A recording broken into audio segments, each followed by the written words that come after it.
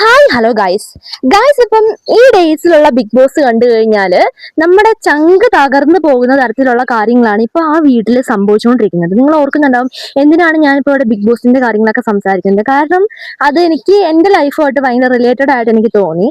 അപ്പം എനിക്ക് പേഴ്സണൽ ആയിട്ടുള്ള ഒരു അഭിപ്രായമാണ് ഞാൻ പറയാൻ പോകുന്നത്. ആ ബിഗ് ബോസ് വീട്ടില് ജെനുവിനായിട്ട് അവിടെ ഗെയിം പ്ലേ ചെയ്യുന്ന രണ്ടാൾക്കാരായിട്ട് എനിക്ക് തോന്നിയത്, ഒന്ന് നമ്മുടെ അനീഷേട്ടും രണ്ടാമത് നമ്മുടെ അനുമോൾ ചേച്ചിയാണ് കേട്ടോ. അപ്പം സത്യം പറഞ്ഞാൽ ആ വീട്ടില് ഈ ബിഗ് ബോസ് കഴിയാറായപ്പം എനിക്ക് തോന്നുന്നു ബിഗ് ബോസിന്റെ ചരിത്രത്തിൽ തന്നെ ആദ്യമായിട്ടാണ് തോന്നുന്നു ഇങ്ങനെ ഒരാളെ കുത്തി പറഞ്ഞ് ഒറ്റപ്പെടുത്തുന്നത്. ബിഗ് ബോസിന്റെ ചരിത്രത്തിൽ ആദ്യമായിട്ടാണ് എനിക്ക് തോന്നുന്നത് കേട്ടോ. അപ്പം സത്യം പറഞ്ഞാൽ ഒരാളെ നമ്മൾ ഒറ്റപ്പെടുത്തുക എന്ന് പറയുന്ന വിഷമം ഉണ്ടല്ലോ, അത് ആർക്കും പറഞ്ഞാൽ മനസ്സിലാവില്ല. കാരണം ഞാൻ പേഴ്സണലി ഞാനത് അനുഭവിച്ചിട്ടുണ്ട്. അതുകൊണ്ടാണ് ഞാനത് പറയുന്നത്. ഭയങ്കരമാണ് നമ്മള് ഒറ്റപ്പെടുക എന്ന് പറഞ്ഞാൽ ഭയങ്കരമാണ്. കാരണം എൻ്റെ സ്കൂൾ ലൈഫില് എല്ലാവരും കൂടി എന്നെ ഒറ്റയ്ക്കാക്കിയിട്ടുണ്ട്. 4-5 വർഷം ഞാൻ ഫേസ് ചെയ്തിട്ടുണ്ട്. ഉള്ള കുട്ടികളെല്ലാരും കൂടി എന്നെ ഒറ്റയ്ക്കാക്കി.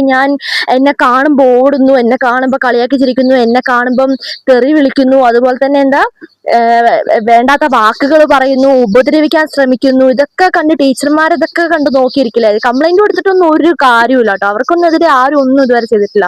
ഇത് സഹിക്കാന്നല്ലാതെ എന്റെ മുമ്പിൽ വേറെ വഴി ഉണ്ടായിരുന്നില്ല. അത് കടിച്ച് പിടിച്ച് ഞാൻ അനുഭവിച്ച് ഞാൻ മുമ്പിലേക്ക് പോയി. അത് എന്തിന്റെ പേരിലാണെന്നറിയോ? ടോക്സിക് ആയിട്ടുള്ള ഫ്രണ്ട്സിനെ ഞാൻ ഒഴിവാക്കിയതിന്. അതായത് ഇപ്പൊ ആ ബിഗ് ബോസ് വീട്ടിൽ അനുമോൾ ചേച്ചി അനുഭവിച്ചുകൊണ്ടിരിക്കുന്ന വിഷമം കണ്ടില്ലേ? അവരെയൊക്കെ നേരെ തിരിഞ്ഞ ആൾക്കാരെ അവരെ കൂട്ട് വേണ്ടാന്ന് വിചാരിച്ച് ന്യായമായിട്ടുള്ള കാര്യങ്ങൾ പറഞ്ഞപ്പം എല്ലാവരും കൂടി അവരുടെ നേരെ തിരിഞ്ഞു. ഇതേ അവസ്ഥ ഞാനും അനുഭവിച്ചിട്ടുണ്ട്.